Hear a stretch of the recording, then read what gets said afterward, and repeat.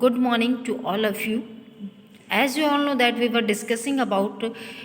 history, chapter 12, culture and science in the ancient period, in which chapter we have already discussed about the literature like the Vedas,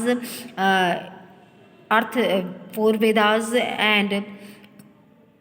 Purans, Upanishads, Jatka tales, etc., and the secular literatures like the Kautilya's Arthashastra, Maxinis, Indica, and Sangama literature, Mani Meghalaya, Amar Ashoka,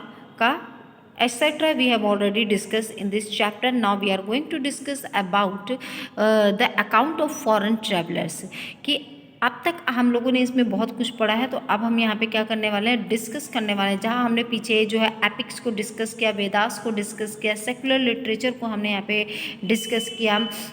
ठीक है ना। तो अब उसी तरीके से हम यहाँ पे जो है कुछ जो फॉरेन ट्रैवलर्स भी थे जो उस समय काल के दौरान जो भारत में आए थे और उन्होंने यहाँ पर आकर के अपना एक जो अकाउंट लिखा, अपने जो है एक बुक को यहाँ पे राइट किया था। तो अब हम उसको भी एज ए यहाँ पे किसके तौर पे मानेंगे, सोर्सेज के तौर पर, लिटरेचरी सोर्स के तौर पे मानेंगे और उसको भी हम यहाँ पर देखना शुरू करेंगे। तो बहुत सारे जो ट्रैवलर्स थे जो मतलब कि इंडिया में, भारत में आए थे, जिसमें से जो है फाहियान जो थे वो चंद्रगुप्त सेकंड के समय पे आए और वो पूरे 6 साल तक यहाँ पर रहे। उन्होंने यहाँ पे बुद्धिस्ट जो मॉन्टेंसरीज थी वहाँ का उन्होंने पूरा भ्रमण किया और उससे ही रिलेटेड करके उन्होंने एक अकाउंट लिखा, मतलब एक जो अपना पार्ट है वो अपनी बुक का यहाँ पर ख़त्म किया कि यहाँ पर जो है स्टे वगैरह तक जितने समय पर रहे, किस तरह से आए, किस तरह से यहाँ पर उन्होंने हर एक चीज़ को देखा, उन सभी चीज़ों को उन्होंने उसके अंतर्गत लिखा था। इसी के साथ साथ इन्होंने यहाँ पे क्या किया यहाँ पे his accounts gives a detailed description of the life of the people under the Gupta's king। यहाँ तक कि जो उनके द्वारा लिखा गया जो ग्रंथ था वो यहाँ पे शो करता है किसके बारे में, उस अकाउंट पीरियड के बारे में जो कि गुप्ता वंश के समय काल में था, कि किस तरीके से जो गुप्ता के जो समय में जो राजा महाराजा थे उस समय के दौरान जो डिस्क्रिप्शंस वगैरह दिया गया था, किस तरह से उनकी पब्लिक रहती थी, उन सभी चीज़ों को भी उसके अंतर्गत उन्होंने यहाँ पर लिखना शुरू किया था। इसके अलावा जो 2 सेंचुरीज लेटर, उसके ठीक 2 सेंचुरी के बाद में यहाँ पर क्या है, जो हमारे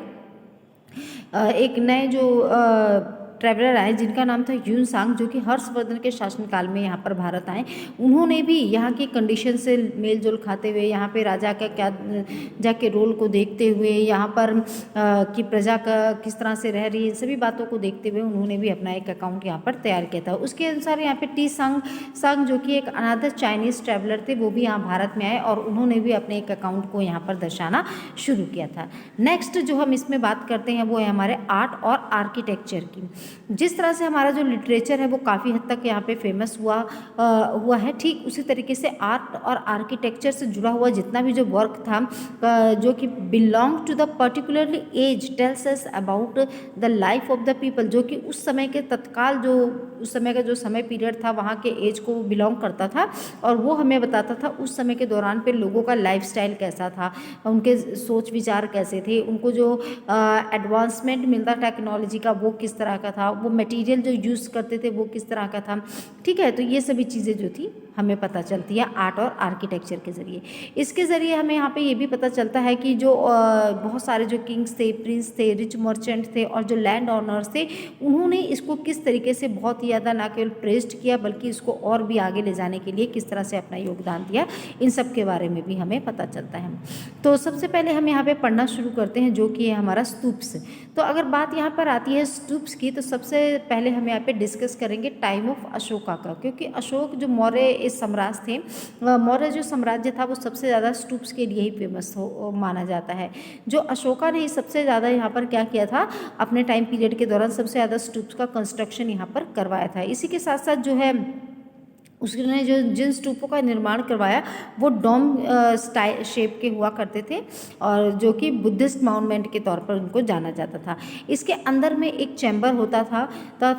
स्तूप में, जिसमें कि बुद्ध से जुड़ी हुई जो चीज़ें होती थी, चाहे उनके दांत हो, हड्डियाँ हो, राख हो या फिर कुछ हॉली ऑब्जेक्ट होता था, जितने भी बुद्धा के जो अनुयायी होते थे ये उनके लिए रखना अनिवार्य था, उसे उन स्तूप्स में वहाँ पर रखा गया, ठीक है। इसी के साथ साथ जो स्तूप और जो मुंडा होता था जो कि ऊपर वाला जो इसका पार्ट होता था और इसके इनर में एक जो चैम्बर होता था वो या तो ब्रिक्स या फिर ईंटों का या फिर क्ले का बना होता था, और उसके बाद में इसको क्या किया जाता था, प्लास्टर करवा दिया जाता था इसके आउटर सरफेस को, जो या तो एक स्टोन से होता था और इसी के साथ साथ एक वुडन एम्ब्रेला भी ऊपर की तरफ लगा दिया जाता था। तो इस तरीके से जो है इस कुछ जो है स्तूप्स थे उस समय के दौरान पर उसको बनाए गए थे, और ये किस चीज़ का प्रतीक होते थे, ये सम्मान का प्रतीक के तौर पर माने जाते थे। जो स्तूप्स थे वो यहाँ पे क्या करते थे, and the devotee visited to show their respect of once they moved around the stupas. ये लोग क्या करते थे, ये जो डिवोटी होते थे, जो भी उनके मतलब कि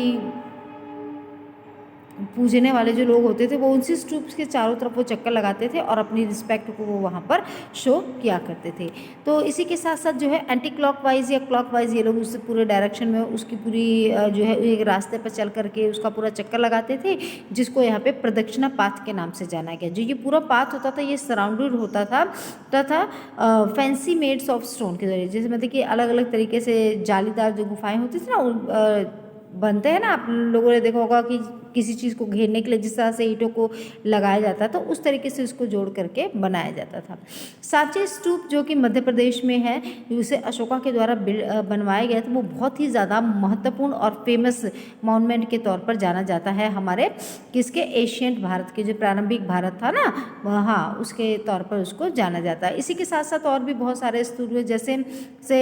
धमक जो स्तूप था जो कि सारनाथ में पाया गया, उसके अलावा देव कोताहर जो था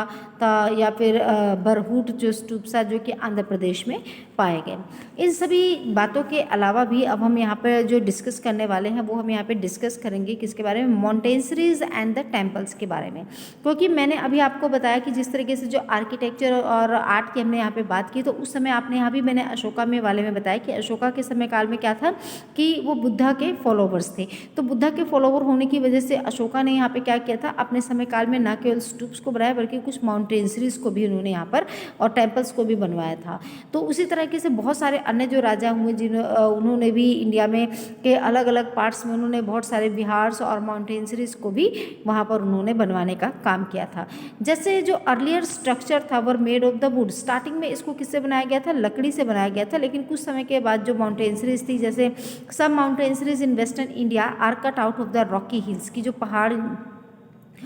पहाड़ियाँ होती थी, रॉकी बड़े बड़े पत्थरों वाली चट्टानों वाली जो हिल्स होती थी उसको काट करके भी बनाए गए थे। मोस्ट जो बिहार्स होते थे उनके अंदर एक बहुत बड़ा हॉल होता था जिसमें जो प्रेयर्स होते थे, मतलब कि जो उनके अनुयायी होते थे वो एक जगह पे इकट्ठा होते थे, उनको घेर के बैठते थे और रनिंग करते थे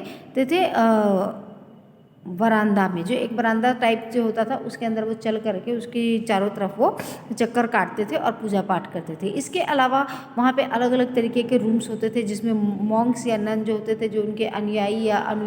या जो होती थी ना, जो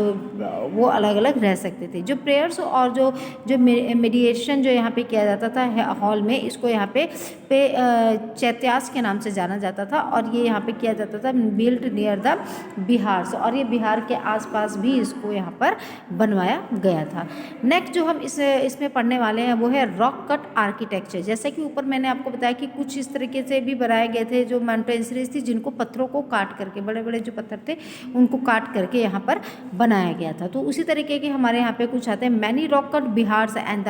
the chaityas have been founded in the Ajanta and Ellora cave near the Aurangabad in Maharashtra. Maharashtra के आसपास की जो अजंता और अलोरा की गुफाएं हैं वहाँ पर इस तरीके के जो बहुत सारे जो rock cut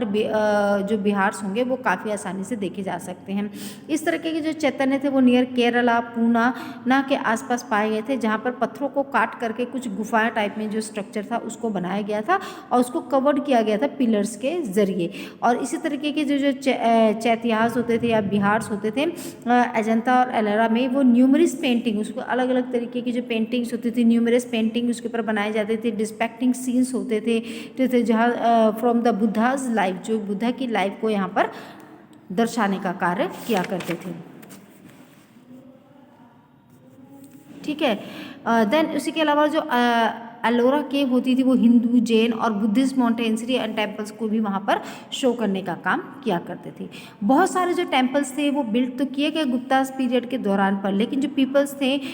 start to believe the ideal worship, जो कि लोगों के द्वारा एक आइडियल वर्शिप के तौर पर भी उसको जाना गया था। जो आइडियल वर्शिप था, जो इमेजिनेशन था, वो एक ऐसे प्लेस या एक ऐसे सेंट्रल रूम के लिए होता था जिसको वहाँ पे टेम्पल के तौर पर जाना जाता था। This was known as the garbhagriha, इसको यहाँ पर गर्भगृह के तौर पर जाना जाता था एंड इसी के साथ साथ जो है there was a place where the priest perform the religious ritual and devotee made their offering, कि यहाँ पर एक ऐसा प्लेस भी होता था जहाँ पर जो प्रीस्ट यानी जो पंडित होते थे वो अपने जो धार्मिक कर्म कांड हुआ करते थे उसको वो किया करते थे, और साथ ही साथ जो भक्तगण होते थे वो वहाँ पर आकर के अलग अलग तरीके से उनके जो है अर्चना वगैरह किया करते थे। जो टेम्पल्स होते थे बहुत ही ज़्यादा ब्यूटीफुल के कवर्ड होते थे पिलर्स के ज़रिए। इसी के साथ साथ बहुत सारे जो टेम्पल्स थे उनको वहाँ पे टावर जो हैड अ टावर, जो उसके ऊपर एक टावर भी बनाया जाता था जिसको शिखरा के नाम से जाना जाता था, और जो कि सबसे एकदम ऊपर जो गर्भगृह होता था उसी के एकदम पैरेलल में एकदम ऊपर टॉप पर बनाया जाता था। अ बिग हॉल और a mandap was an area of the peoples together, इसी के साथ साथ उसमें एक बहुत बड़ा हॉल भी हुआ करता था और एक बहुत बड़ा एरिया होता था जिसको लोगों के द्वारा मंडप के तौर पे भी उसको जाना जाता था। जो टेम्पल्स होते थे ज़्यादातर डेडिकेट किए जाते थे विष्णु और शिव को, और इसी के साथ साथ जो इनका कंस्ट्रक्शन था वो प्रतादी काल और जो इसमें आही होल्स के समय में भी इसको सबसे ज़्यादा करवाया गया था चालुक्यास के द्वारा। साथ साथ जो पल्लव राजा थे इन्होंने भी बहुत सारी जो गुफा वाले जो टेम्पल्स थे इनका यहाँ पे निर्माण करवाया था। कुछ पत्थरों को काट करके टेम्पल्स का निर्माण करवाया, कुछ मिट्टी ईंट पत्थरों से बनाए गए जाने वाले टेम्पल्स का भी निर्माण करवाया।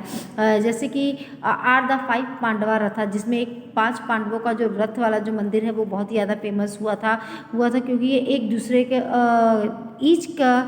Curved out of the single rock, क्योंकि ये एक ही कर्व में मतलब एक ही केव के अंदर वो एक सिंगल रॉक के ऊपर ये बनाया गया टेम्पल था। ये जो टेम्पल्स थी ये लोकेटेड है महाबलीपुरम में, जो कि मार्क है and mark the transition between the rock cut cave temple, जो कि यहाँ पे रॉक कट केव टेम्पल्स के एक उदाहरण के तौर पर देखे जा सकते हैं। इसी के साथ साथ जो फ्री स्टैंडिंग स्टोन के तौर पर भी कुछ एक सिंगल पत्थर के ऊपर भी कुछ मंदिरों को बना दिया गया था। बहुत सारे जो मंदिर मोस्ट ऑफ द टाइम जो था जो रूलर्स का और जो किंग्स का वो यहाँ पे क्या था तब प्रोवाइडिंग द मनी, कि वो यहाँ पे पैसे को प्रदान करने में, लैंड्स को यहाँ पे देने में और उसके कंस्ट्रक्शन आदि को करवाने में भी काफ़ी ज़्यादा समय तक यहाँ पर व्यस्त रहता था। इसके अलावा जो अमीर जो व्यापारी हुए वो लोग भी यहाँ पे क्या करते थे, इस तरह के मंदिरों को बनवाने के लिए अपना जो पैसा था या जो धन था उसको ये यहाँ पर एज ए क्या करते थे डोनेट किया करते थे ताकि इस तरह के कंस्ट्रक्शन को बनवाया जा सके। इसी के साथ साथ जो आगे जो भक्तगण होते थे जब वो इन मंदिरों में आते थे तो वो भी यहाँ पर कुछ पैसों को ऐसे दान के तौर पर दे दिया करते थे, जिससे कि इसके फीचर्स को और भी ज़्यादा ब्यूटीफुल बनाया गया, इसके स्ट्रक्चर में और भी ज़्यादा फेरबदल किया गया। बहुत सारे जो टाइम में रूलर्स जो हुए लेटर टाइम्स में हुए उन्होंने यहाँ पे क्या किया अदर्स जो डिटेल्स थे जो वहाँ पे एग्जिस्ट करते थे उस स्ट्रक्चर के जरिए उन सभी को वहाँ पे लिखवाने का काम किया था। तो आज हमने यहाँ पे इस पूरे चैप्टर के दौरान पर हमने यहाँ पे डिस्कस किया आर्ट एंड आर्किटेक्चर को, जिसमें मैंने आपको बताया कि किस तरीके से अलग अलग जो आर्ट थे अलग अलग टाइम पीरियड में वो किस तरीके से फेमस हुए थे, जो अलग अलग टेम्पल्स बनाए गए, कुछ जो टेम्पल्स ऐसे में जो गुफाओं को काट के बनाए गए, कुछ सिंगल स्टोन टेम्पल्स थे, कुछ ऐसे टेम्पल्स हुए कि जो कि एक ही केव में अलग अलग तरीके से उसको डिफाइन करने के लिए बनाए गए। तो इस तरीके से हमने यहाँ पे बहुत सारे टेम्पल्स का भी के बारे में यहाँ पर पढ़ा है। नेक्स्ट जो वीडियो लेक्चर रहेगा उसमें मैं आपको स्कल्पचर और इसके पेंटिंग्स के बारे में मैं आपको बताऊंगी। ठीक है, so have a nice day to all.